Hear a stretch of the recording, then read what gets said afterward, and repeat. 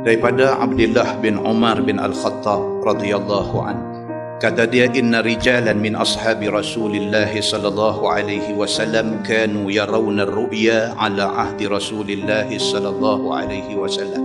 Kata Abdullah bin Umar bin Al-Khattab, anak Sayyidina Umar Al-Khattab, dia kata menjadi kebiasaan para sahabat Nabi sallallahu alaihi wasallam, mereka bermimpi pada zaman Nabi masih hidup. Dan abang kata mimpi ni benda biasa. Nabi pun mimpi, sahabat-sahabat Nabi pun mimpi, siapa-siapa pun mimpi.